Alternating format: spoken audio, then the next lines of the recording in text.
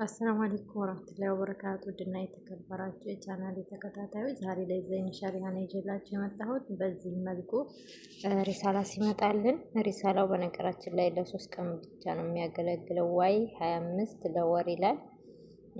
እንግዲህ እንደዚህ ሸበካችን ማነው ሪሳላችን ከመጣልን በኋላ ዋይ 25 ብለን 25 ሪያል እንልካለን ማለት ነው። በዚህ መልኩ ኦልሬዲ ወርዶልኛል።